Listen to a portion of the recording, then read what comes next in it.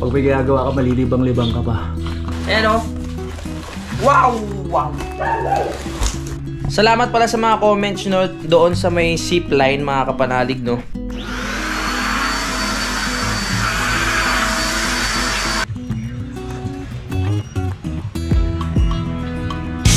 Simulan nang magkulitan kasama si Louie TV.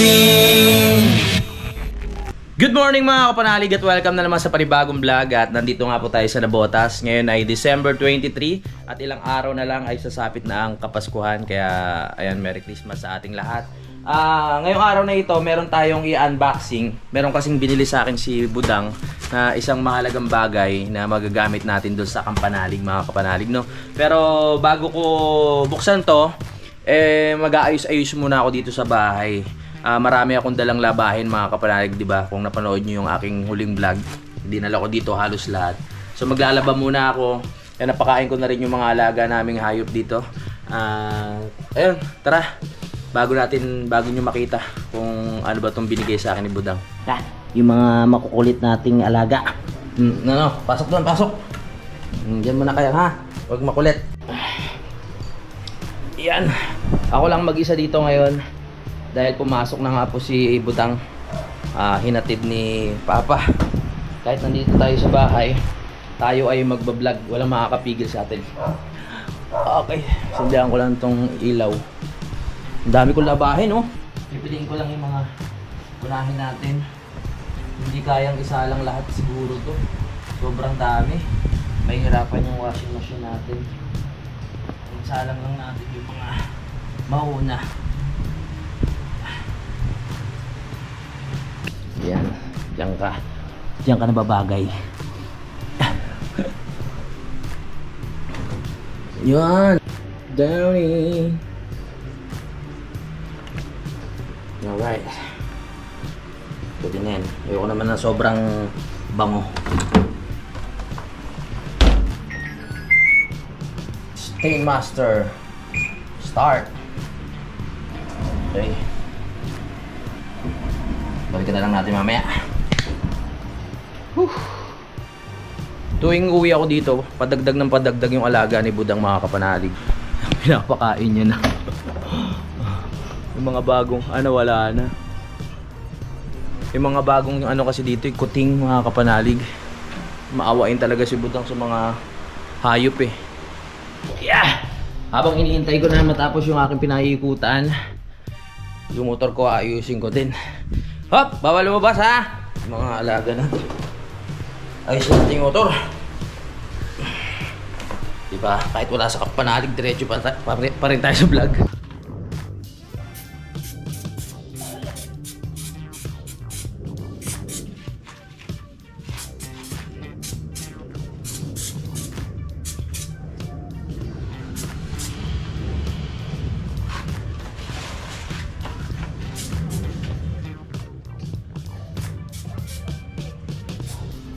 Ito yung mga bagong alaga ni ni Budang. Dito nakatira sa may garahe. Napakaiba kayo ni Budang. May may-ari nito kasi merong tali sa leg. Nyaw nyaw nyaw. Nyaw nyaw. Saglit. May nakalimutan pala ako, may labahin pa ako dun sa may loob ng compartment ng motor ko. Munti ko na makalimutan. Sasabayin na natin doon. Let's go! Bawal ang tatamad-tamad! Where's my susi? Yeah!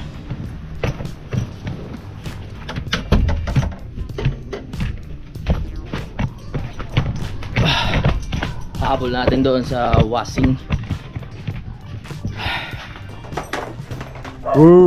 Ayun dami pa, di ba? Nandito pa yung damit ni Kuya Boy. Yung damit yung yung duyan. Ito malilinis to yung mga nandito. Habol, habol, habol. Habol tayo, maluwag pa eh. Kaya pa yan.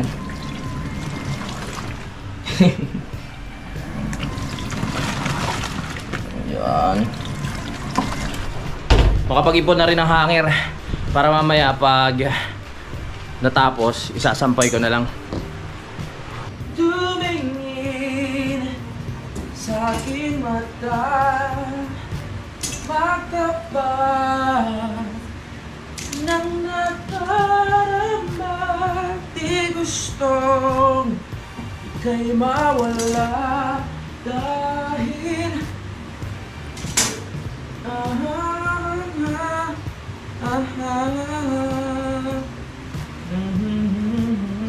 habang hinihintay ko yung labahan ko na matapos, tatanggalin ko lang tong pinakabilog dito sa ilaw mga kapanalig dahil nawawala yung liwanag niya, naharangan na netong black, madilim na dito sa kwarto. Kung makapansin nyo, merong mga itim-itim na dito. May problema na sa bubong, kailangan masabi na doon sa may-ari nitong apartment para maagapan kasi masisira yan pag ganyan. Naghahanap lang talaga ako ng mga gagawin dito mga kapanalig para hindi ako mainip at hindi pa na TV lang yung gagawin ko. Kaya maraming salamat sa pagsubaybay sa mga ginagawa ko dito sa bahay. So tingnan nyo muna kung paano ko gagawin to. Eto mga kapanalig, dati kulay ganito talaga yung pader na yan. Pati ito ginawa ko lang brown, pati itong pinto. Tapos itong ilaw nilagyan ko niyan para magkaroon ng pinaka-design. Sabi ko sa inyo, mahilig ako sa kulay na yung medyo makaluma, yan brown. Kaya nilagyan ko ng ganyan. Pero itong ano ba tawag dito? Hindi naman siya tiles eh. Parang nakalimutan ko tuloy tawag dyan, yung dinidikit lang. Hubya! Mahilig kasi ako mag-design talaga sa mga bahay, mga kapanatig, lalo na dati kasi ito ang boring ng style. At pasensya na kayo sa kwarto dahil sa katagalan sobrang dami na namin gamit, hindi ko na alam o namin kung saan ilalagay, no, kung saan namin isisiksik. Yung iba mamaya titignan ko, baka ipamigay na lang namin ni Budang. Kailangan kasi pag nagligpit kami, dalawa kami ni Budang mga kapanalig. Yung mga gamit niya kasi hindi ko alam kung ano yung pwedeng itapon na o yung gagamitin pa, kaya kailangan dalawa kami. Mahirap naman pag ako naglinis. Nangyari na yun dati. Naglinis ako mag-isa. Yung mga alam kong hindi na gagamitin, pinagtatapong ko, yung pala kailangan niya pa. Hinanap niya nung huli. Kaya ayun, paano ba to ang tanong? Saglit lang Kaya ayun nga, mahirap talaga maglinis pag yung hindi mo alam kung ano yung mga dapat pang gamitin. Hindi ko makita yung tools ni Papa, kaya tingnan yung gamit ko sa pagbabaklas. Pinatay ko muna yung pinaka breaker, baka makuryente ako eh. Kahit pa paano may alam naman ako sa kuryente, takot lang talaga ako. Kumbaga may phobia din dahil nakuryente nga ako nung bata ako, pero may idea ako dito kung paano mga likot.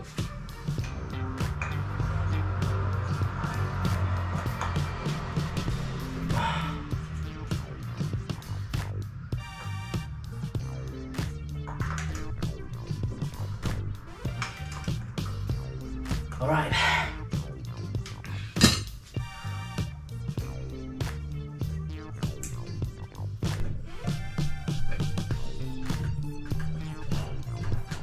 Maluwag. Hindi uubra. Kabit na natin. Ang sarap pagpawisan. Mas maganda na yung busy ka talaga kaysa sa wala kang ginagawa. Pag wala kang ginagawa, may stress ka lang eh. Pag may ginagawa ka, malilibang-libang ka pa. Tignan natin, maliwanag na dito. Ito kasi, mga kapanalig, ng halaga na ito, nasa 450.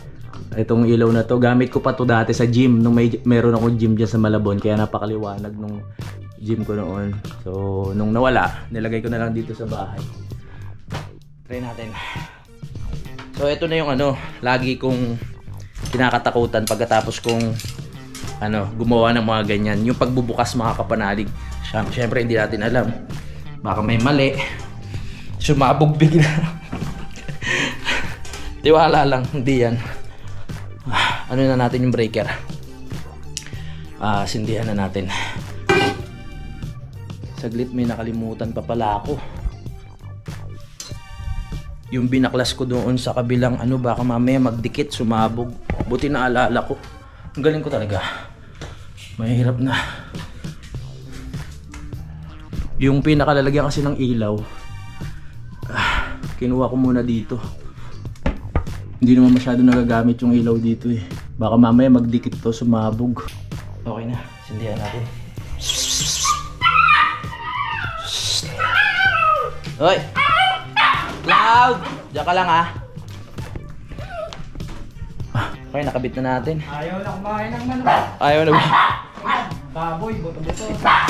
Hindi ko makita yung tools mo. Pinalitan ko yung ilaw sa taas kasi ang dilim na. Ang tools andyan, oh. Ay, well, nagamit ko na ng kutsilyo, natapos ko na. Nandito pala. Ito lang yung mga tools, oh. Oo. Ito, oh, screwdriver. Eh, okay na po. Inahanap ko doon sa sa ilalim ng lababo. Alright, dito na si Papa. Sakto yung pagkatapos natin ng pagkabit ng ilaw. Subukan natin, subukan. Oh, di ba mas maliwanag? Oh, yung kanina kasi merong nakaharang dun sa gilid niya, naharangan yung liwanag, 'di ba? Ngayon mas lumiwanag siya. Kaya pag nagba-vlog ako dito sa taas, madilim. So ngayon, dahil nagawa na natin yung mga kailangan gawin at iniintay pa rin natin matapos yung labahin sa baba, mag-unboxing muna ako mga kapanalig. Ito ngayon binili ni Budang. Talagang nagustuhan ko to kasi 'di ba sa Kampanalig, rekta lang kami umiinom sa sa gripo. Napansin ko may mga maliliit na particles katulad ng mga buhangin, ganyan. O minsan may kasamang mga maliliit na kung ano-ano. Kaya kailangan talaga meron kaming water filter mga kapanalig. Si Daddy Oms ang nagsabi nito para safe yung iniinom namin na hindi na rekta doon sa gripo. Ngayon bubuksan natin para makita natin mga kapanalig. So maraming salamat sa suggestion ni Daddy Oms. At ito ay nagkakahalaga ng mga nasa 3,000 mga kapanalig, no? Kaya buksan na natin. Let's go. Teka, kukuha lang ako ng gunting. Tsaka ng... Yun nga, gunting. Tsaka tatapon ko lang itong laman ng arenola namin. Para dire-diretso na tayo. Sige pa. Dito lang po sa hagdan. Kasahin ko muna. Mag-unboxing ako ng water filter. 33 minutes yung ating labahin. Ayun, every kasi, pag Pasko o kaya New Year kasi yung birthday ni Budang, pupunta yung family niya dito. Ngayon nagkaroon na kami ng aso, yun ang problema kasi yung isang aso namin matapang. Ito si Kalo, ayan yung macho. Pag may mga bagong tao dito, tahol ng tahol yan, maingay. Pero pag nakilala niya naman yung mga hindi natatahol yan, paano? Pag naamoy niya na, ililipat ni Papa to dito, yung kulungan. Tong space na to, hindi pa naman kasyang-kasya yung kulungan dito. Kasya kayong dalawa doon, sama kayo ha. Si Charlie, mabait naman si Charlie. Na. Kasyang-kasya yan doon. Let's go. Mag-unboxing muna tayo. Habang inintay natin tong mga labahin. Charlie! Diyan mo na dyan. Naka-ready na rin yung mga hanger natin. Okay. Bukas isasabay ko na rin yung pagbili ng yung pinakalalagyan ng ilaw. Dahil nga tinanggal natin dito, no. Kahit pa paano nagagamit naman tong ilaw na to pag kukuha kami ng mga damit dito. Yan, malaki tong kwarto na to mga kapanalig. Siguro 1.5 nung kwarto ko doon sa may Bukana, Doon sa may Kalaka, yung tinutulugan ko. Etong kwarto na to, lawak eh. Tapos meron pang aparador na pwede mong lagyan. Laki din. Laki pa ng space niya pag binuksan mo. Eto, aayusin pa rin namin to ni Budang. May trabaho rin kasi si Budang kaya ayan, hindi namin talaga maasikaso. Tapos ako, lagi rin akong wala. Ganito lang yung setup talaga. Tatanggalin namin tong lamesa para pag pumunta yung mga kamag-anak niya dito, pwedeng makakatulog na maluwag. Dito kasi sila natutulog mga kapanalig, lalo na pag New Year dahil nga birthday ni Budang. So ayun, ang dami ko ng daldal. Umpisahan na natin pag unboxing. Okay.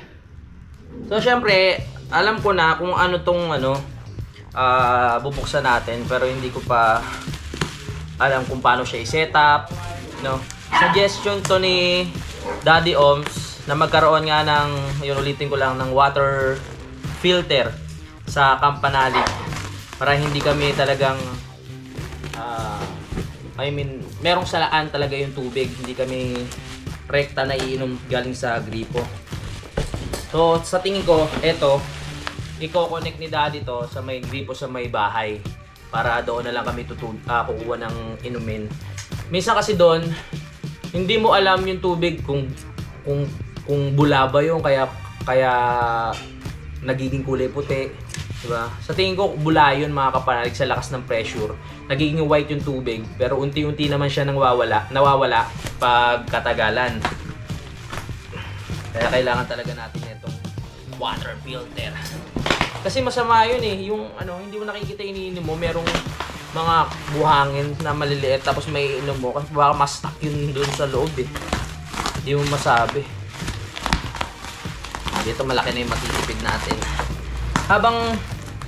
Habang tumatanda ka mga kapanalig, para sa akin na yung regalo na yung pangluho, hindi ko na yun eh, kunyari mga relos, damit, ano pa ba, mga kwintas, sing-sing.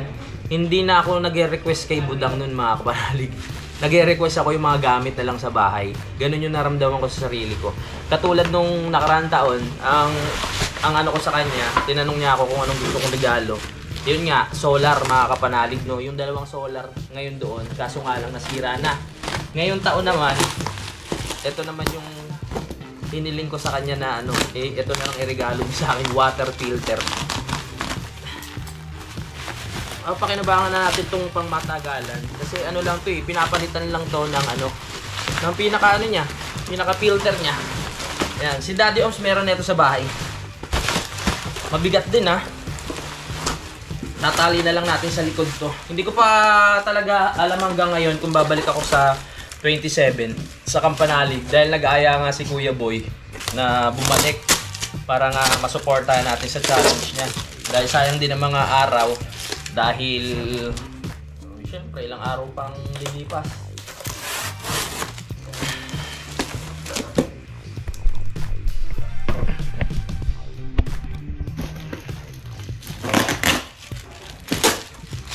Dati sa lang kami foam lang talaga tong higaan to.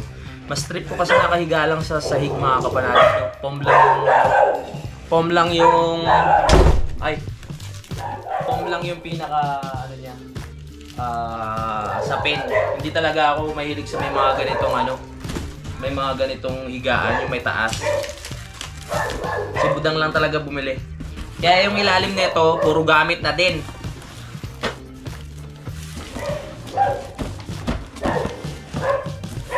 Yan, buksan natin. Parang dati nakagamit na ako ng water filter eh. Hindi ko lang alam kung saan. Hindi ko na maalala. Pero maliit lang siya, yung nakasetup lang talaga sa lababo. Ito kasi sinesetup talaga to sa yung ang hose talaga na malakihan. Ayan o. Wow! Wow!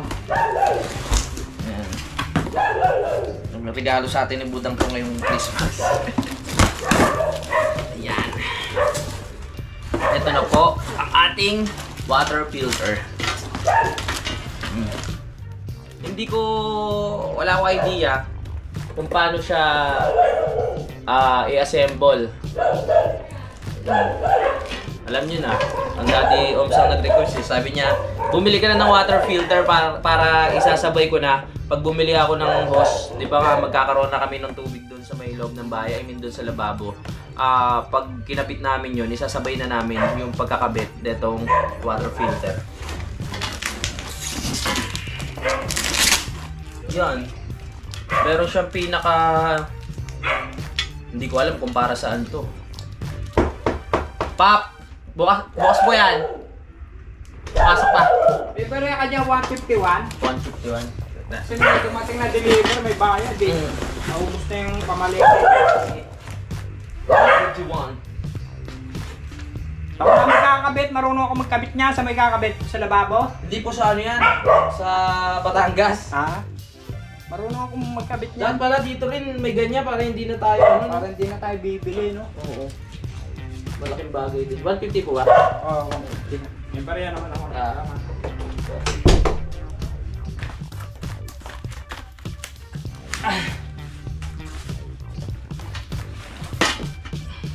Yan nga. So, eto na siya. Si Papa pala marunong magkabit. Kaso, hindi naman to para dito. Para doon to sa Kampanalig. Dito kasi bumibili kami ng tubig sa halagang 30 pesos. Pero pag dineliver, 35 na. Kung iipunin mo yun sa isang buwan, yung 35 pesos na yun, eh malakas din kami sa tubig dito. Kung magkano rin matitipid mo pag meron ka nito. Baklasin lang natin, tingnan natin kung ano meron sa loob.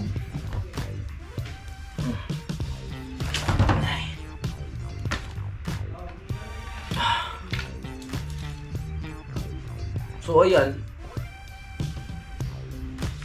meron lang siya nito sa loob. Ano yung white na to? Ano yung white na yun? Tapos may mga tornilyo. Ayan, hindi ko pa alam kung paano to. Dad, help me! Ayan, dito tingnan natin kung ano pa yung laman. Pare-parehas lang ata to. Pero may nakita ako may mga lamang ano yung iba may mga lamang bato. Yung alam niyo na pag nagsasala ng tubig, 'di ba? Bato, buhangin, ganoon. Kailangan pa pala natin ng tubo dito. Ito iba naman. Same lang din. Oh, filter cartridge. Same lang. Hindi, magkakaiba sila. Ito magaang eh. Ano to? Sediment filter cartridge. Magkakaiba naman sila, magkakaiba. Saan ko balagay ito? Dito. Pangalawa. Sa pangatlo naman,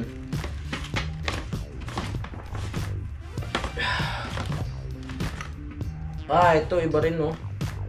Ayoko na masyadong kalikutin. Oh, iba-iba siya ng portion bawat bawat isa. Ayoko na masyadong kalikutin, baka may mawala pa eh. Alright! Salamat ulit kay Budang dito sa regalo niya sa atin.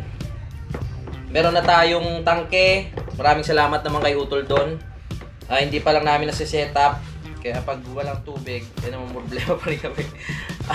Pagbalik namin sa January, ang dami namin aasikasuhin mga kapanalig eh. Nasira nga yung kubo. Papalitan namin ng pinakapaa. Tapos papaano ko pa yung lababo, ipapa-tiles. Tapos yun na. Tapos yung daan dyan sa may Kampanalig pababa, papasimento na rin namin yun. Nakausap ko na rin si paring Usili. At yung sa ibang kakausapin din namin sa mga nakabili.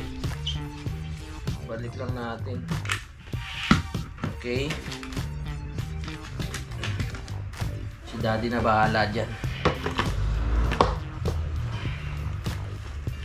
Balik ko lang.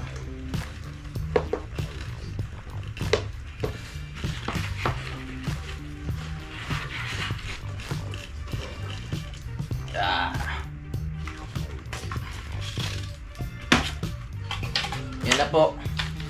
Maraming salamat sa panonood ng aking pag-unbox nito. Hintayin nyo na lang siyang madala ko doon sa Kampanalig at ma-setup ng Daddy. Malamang hindi pa ito yun eh. Marami pang kailangan bilhin para may lagay ito. Yes.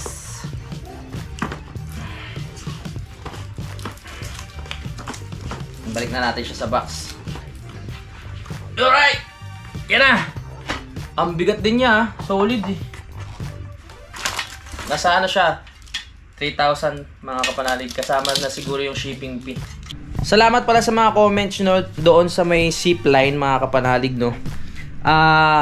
Yun, share ko lang. Hindi naman siya talagang zipline na as in pang tao. Yung yung zipline na pangkarga lang mga kapanalig na pwede mong lagyan ng tali tapos hahatakin mo.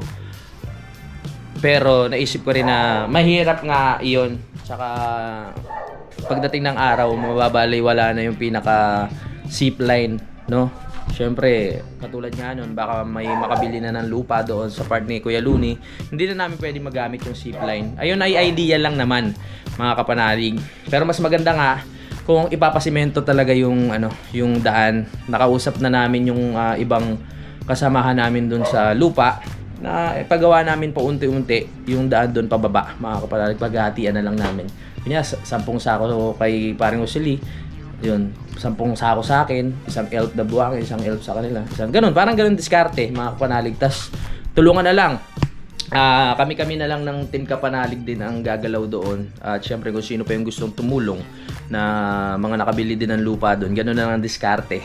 Yung kasya lang talaga yung motor para kahit pa paano kung may kailangan bilhin sa taas, eh, hindi na kami mahihirapan magpaakyat-akyat. Tapos ang diskarte, para kung maghahakot na lang ng ng mga materyales, bibili na lang siguro kami ng motor na mga second hand, 'di ba? Na pwedeng pang karag-karag lang talaga na pagmalikan. Ganun nga yung diskarte kila Mang Cesar noon eh, 'di ba? Yung nakwento ko na. Kila Tatay Cesar, napakalayo din sa highway o sa daan ng bahay nila. Pero yung bahay nila ang ganda. Tsaka yung mga materyales na dala ng maayos. Motor lang po ang nila, ang ginamit nila sa paghahakot. Yung single nilalagay lang sa likod, inaangkas lang mga kapanalig, tapos itatali, re-rekta na. Grabe yung pawis ko, sarap pagpawisan. Iba talaga pag merong ginagawa eh. Hindi pa tayo tapos sa mga gagawin natin dahil magsasampay pa ako at mamaya susunduin ko si Budang sa trabaho niya. Ibalik na natin sa dati. Water filter.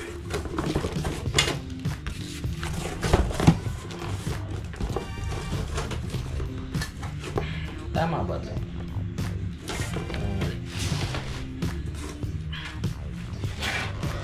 Yan, ganyan. Hindi tayo nalalapag eh. Yun. Tape na lang para maitali ng maayos sa likod ng motor. Sineset up na ni Papa. Alright. Ang laki kasi ng binili ni Budang na kulungan eh. Dalawa yan oh. Ang let-let ng bahay. Ang daming dumating na order ni Budang, Shopee. Mga pangregalo siguro to. Lagay lang natin dito. Siya na bahala magbukas niyan. Shopee yan.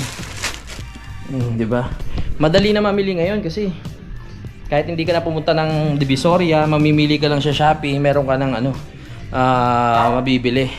Pero mas maganda kasi yung nakikita mo talaga siya ng personal bago mo mabili sa Shopee kasi minsan hindi ka rin sigurado eh. Oy! Ay! Loud!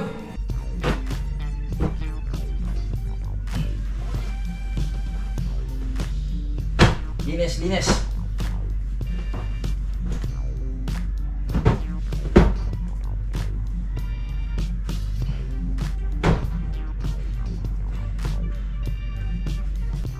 May nga pala.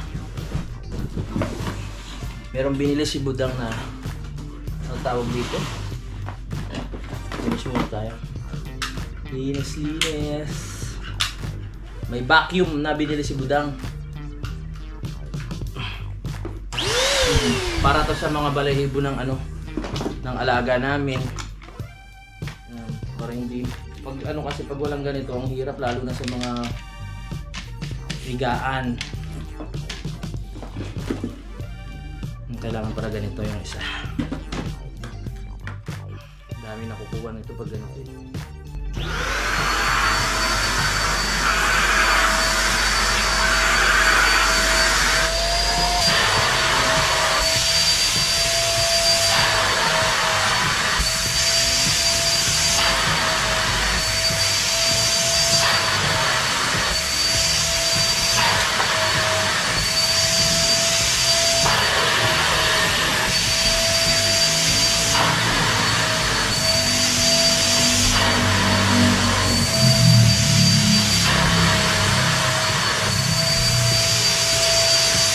Yes!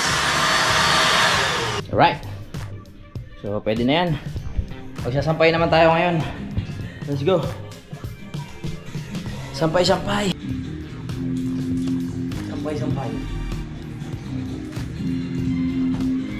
Tatanggalin ko yung... Sampay ang mga dapat ay sampay. Uy!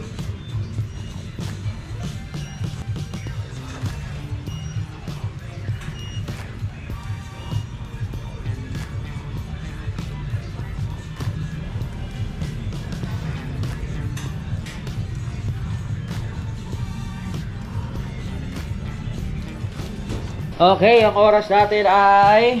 Anong oras ba? 1:20. Halos natapos na namin ni Papa yung mga gawain dito sa bahay. Yan, nakapaglaba na rin. Naisampay ko na. Nalinis na namin yung paligid, banyo, sa labahan. Okay na mga kapanalig. Ready na kami sa darating na Pasko. At ako mag-edit muna ako sa taas, kaya doon muna tayo. Tignan nyo ngayon, medyo lumiwanag no? Pag nagbablog ako. Dati pag ano, ang dilim-dilim eh. Ngayon, sakop na yung buong kwarto sa liwanag. So hanggang dito muna mga kapanalig. Tatapusin ko muna ang vlog. Magkita-kita lang po tayo sa next update. Bye-bye! Simulan ng magkulitan kasama si Inuit TV.